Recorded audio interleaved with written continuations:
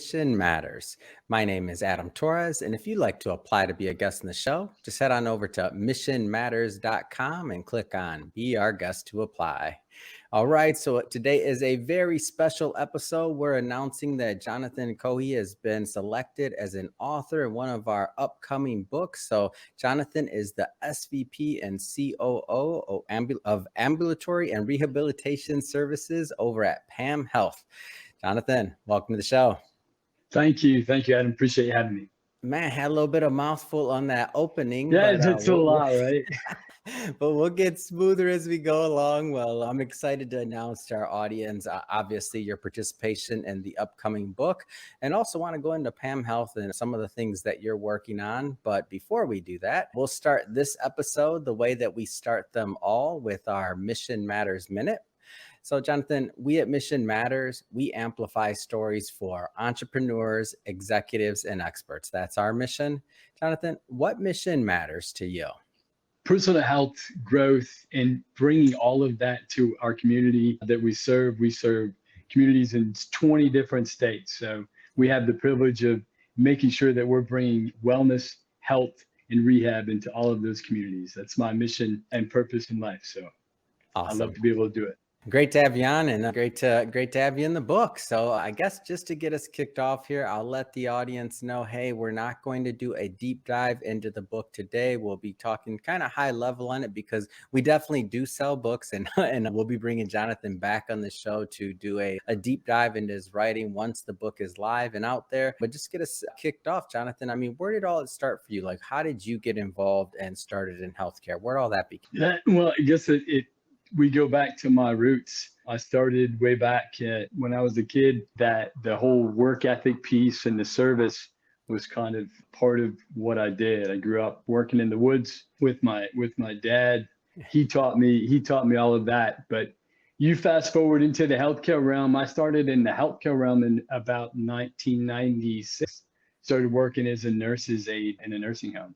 And that piece of it kind of, everything snowballed. When I was a nurse's aide, didn't really have time to spend a lot of times rehabilitating patients.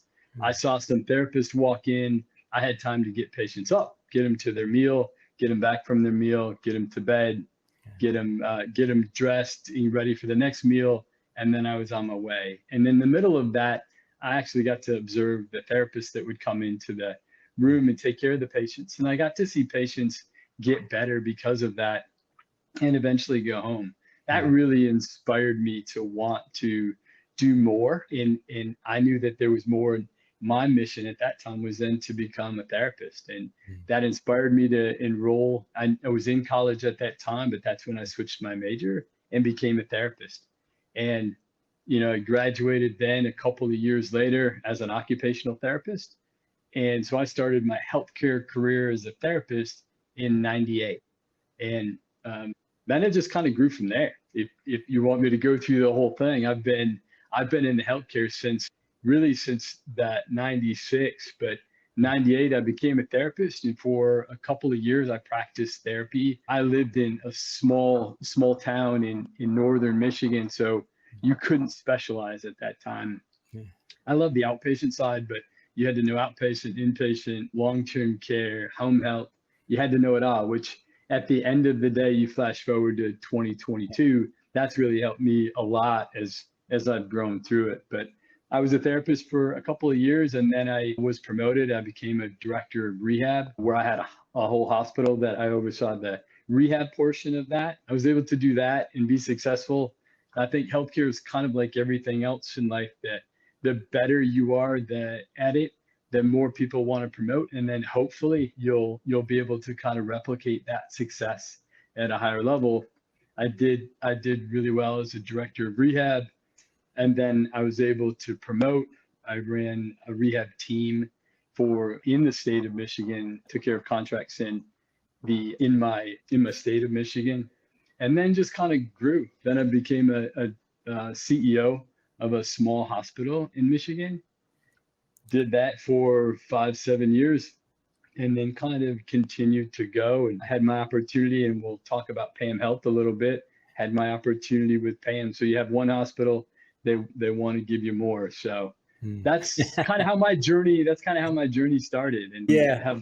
have some stories to tell within that. But it's Yeah. been an amazing journey for me to go from the woods, working in the woods beside my dad, to now being able to work as a healthcare executive. And one of the things that I like about your background so much is that you've literally been through the whole thing from, from therapist or nurse to all the way to CEO of a hospital and how now working with Pam. And like, so we'll get into this, but I want to stick maybe to some of those earlier days a little bit longer here. So Yeah. I'm just curious from your point of view, like obviously whether it's in the woods working with dad, and I mean I grew up in a business household, so I was in the garage working with dad on cars. Like that's how I grew up in Michigan, Detroit. So big car background and car fan. But whether it's back in the day working with dad, or even in some of your earlier years going into what you do now, I mean, what does work ethic and the idea of like putting in that extra work, like what does that mean to you? What does that term mean to you? Yeah, I have two really good examples of that. One, when I was a kid working in the woods with dad, it meant getting up early. Dad would wake me up, and his big thing is it's daylight in the swamp, right? So you're getting up before the sun's up because you have to get up and get out there because you want to get a majority of that work done. You don't want to be working at Yeah. 4, 5, 6 o'clock in the afternoon when that sun is killing you, Mhm. and you're right out there in the elements. So it's Yeah. up early. So you have to be consistent. You have to be up early. You have to take care of your equipment. You have to set everything up for success the night before so you can get in and you can be productive.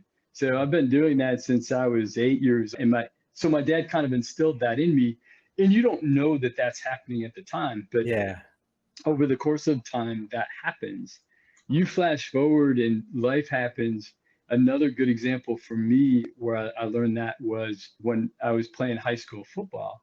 Mhm. I had a good freshman year and I was a quarterback, captain of the football team. And Mhm. so you go into my sophomore year and I wanted to play both ways. And when Mhm. you're a quarterback, oftentimes they don't want you out there because they want to protect you. Yeah. It was really important for me to play both ways.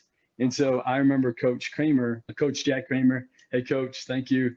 I remember Mhm. him pulling me aside after practice because I had asked him, I told him I wanted to play both ways. Yeah. And he pulled me aside and he said, I'll let you play both ways, but here's what we have to do. Oh, Every drill we have, you have to be first. If we're doing sprints, I have to have you first. I can't wow. have you lagging behind. I need you to practice. You need to be the first one on the practice field. You Yeah. need to be the last one off the practice field. Yeah. If we're picking up equipment, you have to help pick up the equipment. And I Mm. need you in the classroom. I need every time I look into the classroom, I need you see you sitting in the front row. Mm. So he really instilled those in me, and I did all of those. Yeah. And I played both ways. And Mm. so nobody in the team questioned me playing both ways. Mhm. And because you're taking a roster spot. Why Yeah. didn't they question it? Because I was first one to practice. I Yeah. was first one in all the drills. I was Mhm. there to clean up. I went from drill to drill. I helped the team, and I was a leader in the classrooms too, Yeah. in school. So I was that example. So I mean, you kind of flash forward, and those are all life lessons Yeah. that when you carry that forward, you Mhm. talk to young people that come into an organization. How Mhm. can you impress? How can you influence? How can you continue to grow in your career? You Mhm. can take those lessons that you learn, if you think about it, implement those little things. It's not a Yeah. ton. It doesn't hurt you to do it. It Yeah. doesn't cost you any money, but it allows you to learn and grow and excel. And then people can count on you. Mm. And lo and behold, you're successful not only in the game of life, in your personal life, but Mhm. professionally as well. So those those are two like simple stories I think from my Yeah. childhood. You flash forward Yeah. the football success and being able to play both ways. I Mhm. wasn't a quarterback, but in college, but it led for me to be able to be a defensive back, show Mhm. people I could do that, and I got a college scholarship to play baseball and football. But football, if I wasn't a defensive back, if I didn't put in that time there, I wouldn't have been recognized Mm.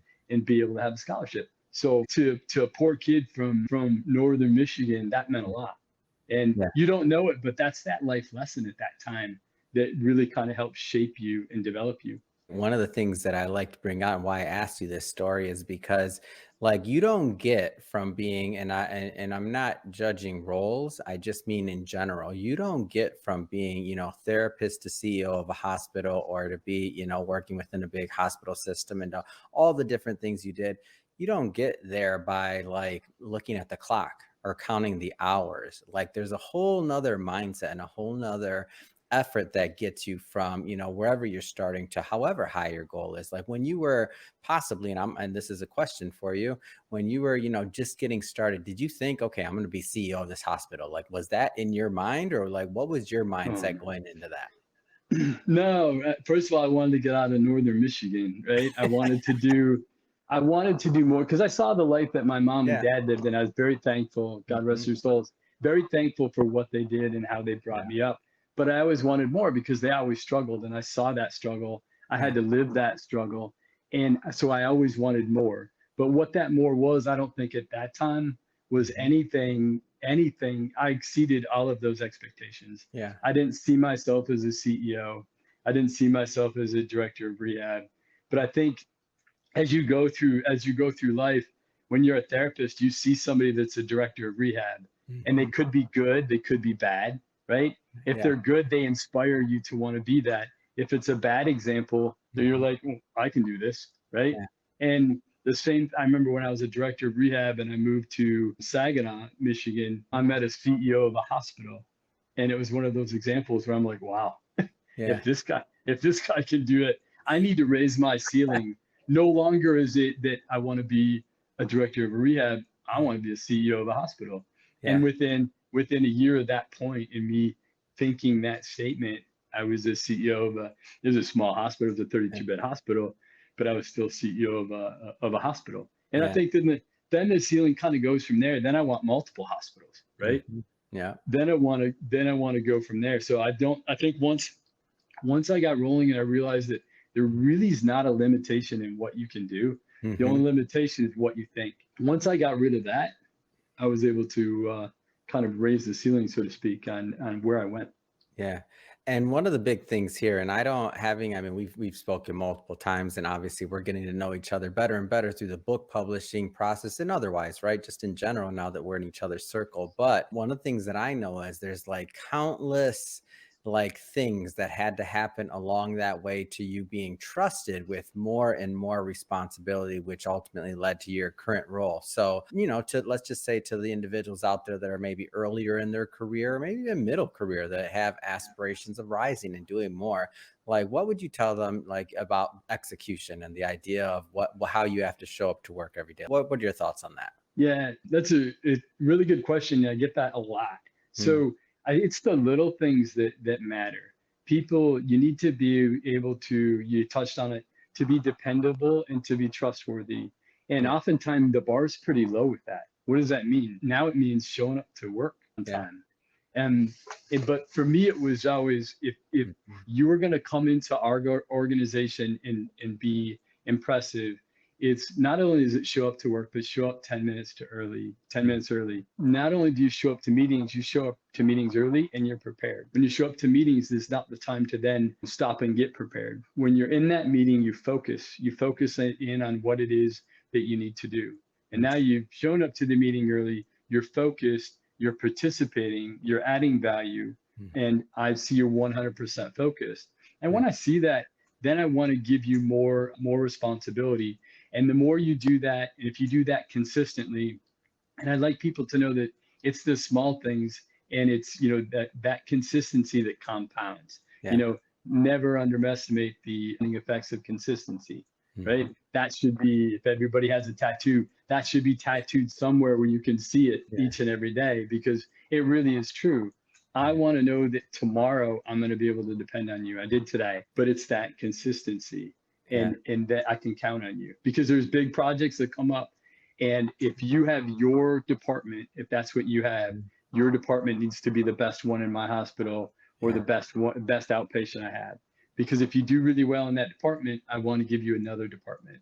If Yeah. you have a really good hospital, I want to give you another hospital. Mhm. Because selfishly, I want my business to go and grow. Yeah. And I think that that's the element. And some people are like, oh my gosh, it's so hard. How do I do that? And this is a society as a whole. We want to stick something in the microwave and we Mm, want it to be done in 2 minutes, right? yeah. But that's really not how it happens. It has to be developed over time. You have to build that trust. Mm, And most people don't want to put in the work to be mhm, able to do it. And it's not hard work. yeah. I had a gentleman, my first boss told me that you really have to work 10% harder than that other person. Mhm, That's really what gets you recognized and put on the radar. mm, 10% harder. So if people are out there and they're looking around their office, you need to work 10% harder than the person sitting yeah. next to you and around you. So the bar is pretty low sometimes when you Yeah. think about what that kind of looks like. Yeah, and it's 10% consistently over time. I think that's the hard part. Just like when it Exactly. comes to like our physical appearance, maybe we want to gain weight, maybe we want to lose weight, maybe we want to have a certain, physique, whatever it is.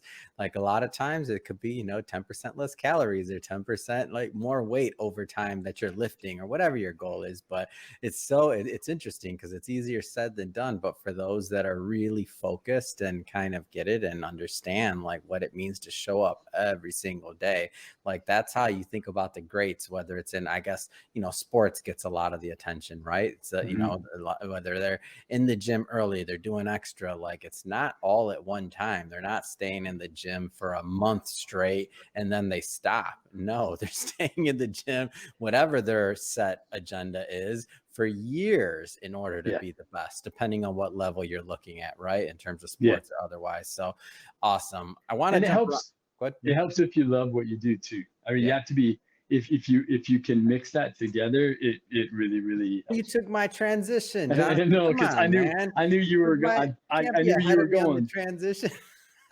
All right, we're gonna go into this a little bit for everybody Yeah. watching. Just like I said a moment ago, we're not going to give you it all because we'll be bringing Jonathan in for a deep dive. So, the book, upcoming launch. What are some of the ideas you plan to propose? It's my part in the book is Yeah. all about some of the things we've talked about, all Mhm. about that preparation and what you do and how you get there, how I got there. So we'll do a little snippet of that piece of it. But it's all about finding your passion Mhm. and putting that into use, right? So Yeah. I'll just tell you a quick little story from the healthcare perspective. When I first became a CEO, the healthcare piece that we do, one of it, my first CEO role was as a long-term care acute hospital CEO. Mhm. And so we took care of some really, really sick patients. And I had an opportunity in mind you, it's 2006. So Mhm. I'm 30, and I'm gonna give away my age if I say that. It's okay. I'm It's all good. 36. I'm 36 years old at that time, Yeah. right? So you have all of this responsibility. And remember, before that, I was a director of rehab. Now Mm, you're able to admit patients and not admit patients. We were 100% referral based. And mhm. I'll never forget Jelly Bean Girl. And this is the reason why I love that level of care and grew to love it. Jelly Bean Girl, she was hiding jelly beans for her brother for Easter. Yeah. And while she was hiding them, she ate some jelly beans and a jelly bean got lodged in her throat, Oh, and they didn't find that jelly bean for about 3 days later. wow. And the whole time she's in the hospital, they're having a hard time getting her properly oxygenated. Yeah. So it's affected her, and they really are given that she had very little brain activity, Yeah. giving her parents like very little chance that she's going to live. And Oh. mind you, she had just turned 16 years old. She's at another hospital. And I get a call from that hospital from the CEO saying, hey, listen, we Mm, have this patient. I'd really like you to take this patient. The family's not ready to let go. There's not much hope for her, mm, but I think she would be good for your hospital to be able to monitor and give the family at least another week to be able to say goodbye to their loved one. And we didn't take anybody under 18, but she was tall enough where, from an equipment standpoint, yeah. I know my nursing teams out there are going to say, "Oh God, you didn't," but I did Yeah. because we were fine. But I took her, and really to give the family some more time. Mm, Flash forward 3 weeks later, you go on the floor, and everybody's really excited. She's made some voluntary movements, and mm, she's turned her head in reaction to her mom. Flash forward another week and a half, my whole rehab team has her up with her ventilator, and they're basically, she's walking, very little of her own movement, but we didn't have big equipment, fancy equipment at that time, but they're basically walking her down the hall. man. And So that in and of itself should give you chills. And then flash Yeah. forward a year later, the elevator doors open in the hospital. Out walks a beautiful young girl, and Wow. she has a piece of paper in her hand. I didn't recognize her. Nobody recognized her. She came up and gave me a big hug. She wanted to show me her driver's certificate that she just got. So, Wow. so that's why you do what you do. And Mm, that's why you fall in love with healthcare and you're able to do what you do. So that's what gets you up. And we have the opportunity to do that with patients each and every day and affect families' lives mm. like that. That's why I love what I do. And I'm passionate to develop people to be able to create more jelly bean Yeah. girl stories.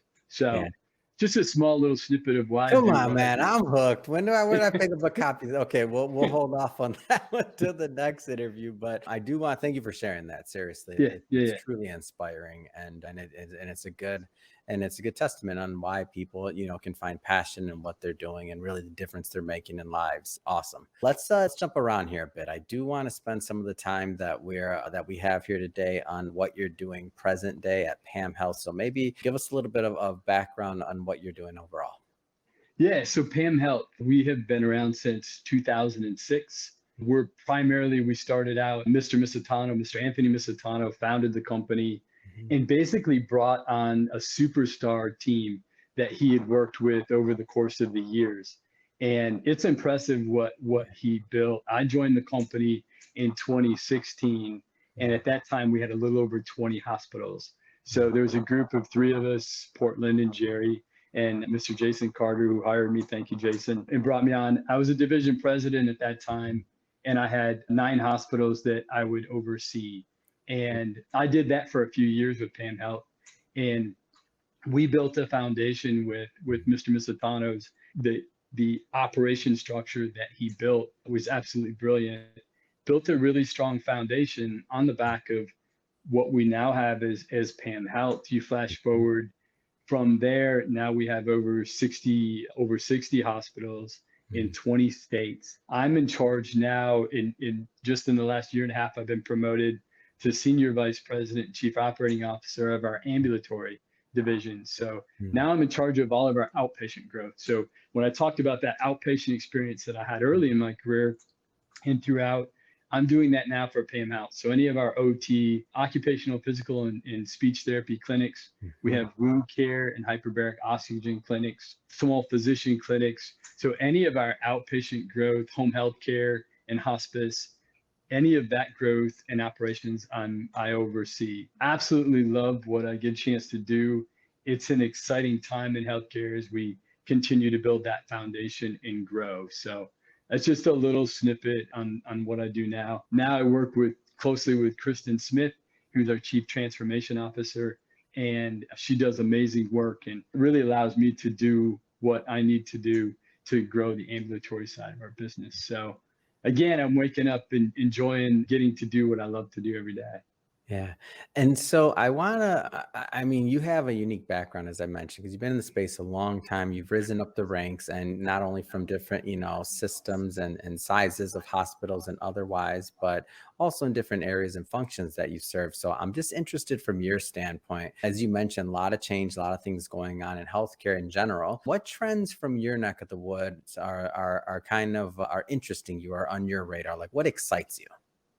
Yeah, I think it's the transition right now in healthcare overall Yeah. from our traditional fee-based for reimbursement to Mhm. our value-based platform of reimbursement. So everything is moving more toward that value-based care. And what that means is getting that reimbursement being driven off of your outcomes, making sure that you're keeping patients happy, Mm. making sure that you're doing things efficiently and effective, and being a good fiscal partner with the monies that are out there. So, and providing great outcomes.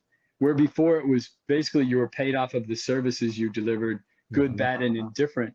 That's how you were reimbursed. Now Mhm. it's more toward those values. So are you making sure that patients are satisfied? Are Mhm. you providing the outcomes that you're supposed to do? And are you doing that efficiently?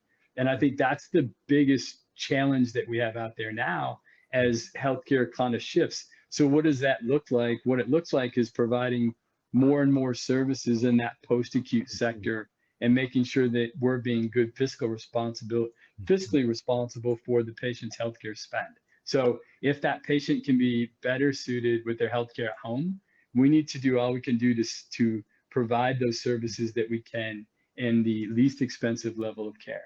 So what we're trying to do is expand our footprint into home health care, expand our footprint into outpatient services, expanding what we can do in the inpatient rehab side of the world, and what we can do by expanding our technology outreach. So the use of artificial intelligence and robotics, and also doing the same in the long-term acute care hospital space. We've been leaders in that transition, and that's really where I see us going. And with Mr. Misitano and the leadership, we're set. We have new hospitals set and opening. We open another one next week in Georgetown, Delaware. Plug to George and his team in Georgetown. So we're set to continue to go and grow and expand in this area. And again, it's more that value-based, that value-centered. And it's really great because in that, the patients win. And I think everybody gets better care if our focus is on that quality of care, their outcomes, and the patient satisfaction. Yeah.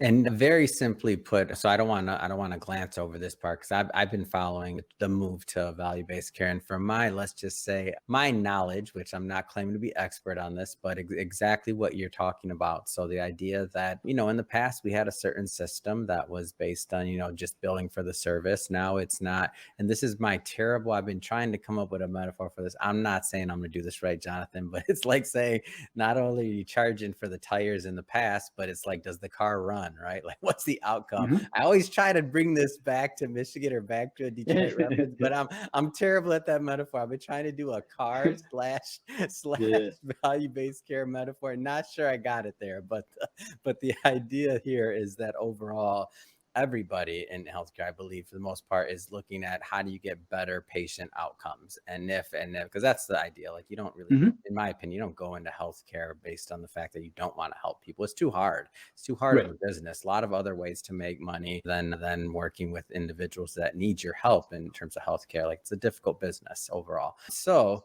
the idea is, if this new process or the shift to value-based care and thinking about patient outcomes, and that's the focus, like a better quality of living and a better system, like it is possible, right? Absolutely. So, and it's more focused, as you said, on the quality and all of the wellness piece of it and the prevention. So there's some chronic illnesses you can't cure a chronic illness, but you can teach and work with somebody so they can live with that chronic illness better for a longer time. And have a better quality of life in doing that, right? Like, that's the point. It's not just about living longer and not necessarily enjoying that life. It's like, if we can live longer and enjoy the life, like that's the goal. And I mean, one thing's for certain, all of us watching this are aging. Like, that's happening. So I love having very individuals like yourself and smart individuals that are working on this problem for all of us, because we all are going to use the healthcare system at some point in one way, shape, or form. Others for ourselves, loved ones, family. Like, we're all affected by it. So I think it's great to hear what you're saying. Yeah, absolutely. Well, Jonathan, I just have to say I am really excited to have you in the upcoming book. I know we gave a little teaser today. We went into PAM Health a bit, into some of the trends that you're seeing overall. And I think you said it was in Georgetown. Like, that's awesome. New hospital opening, lots of good things happening. I just have to ask, so what's next? I mean, what's next for you? What's next for your team? Continuing to focus on growth professionally, the growth that I discussed. We're opening new hospitals, new outpatient centers, continuing to expand our services in the home, and making sure that we can provide anything and everything that our patients in those communities that we serve. So I'm really focusing on that growth in the ambulatory space for PAM Health. And then personally, I'm focused on making myself a better version of me. And that's making sure that I'm focusing on my mind, body, and spirit. Shout out to my inspiration, my wife, Stephanie. She keeps me focused and motivated. Happy early birthday. It's her birthday tomorrow. So just keeping focused on that portion of my life that will continue to grow and expand into everywhere. Super excited to launch the book. I can't wait for that. can't wait for the next interview when we're able to get into more of that piece of it. So looking forward to it. Really appreciate everything, Adam. I love being part of the team. Wonderful. And we love having you. And happy birthday, Stephanie, a day early, but happy birthday. So, Jonathan, if somebody's watching this and they want to learn more about PAM Health and to follow up and just to learn more, I mean, what's the best way for them to do that? Yeah, I'd say go to our website, pamhealth.com. It's PAMHEALTH, pamhealth.com. Go to pamhealth.com to learn more about us. You can follow us on LinkedIn. We post a ton of information on LinkedIn, our teams and our hospitals across the 20 states. It's the best of the best, the PAM Health team. So pretty big shout out to everybody with PAM Health. Love what they do. Impressed and just humbled to be able to be part of that team. So that's the best way to reach us.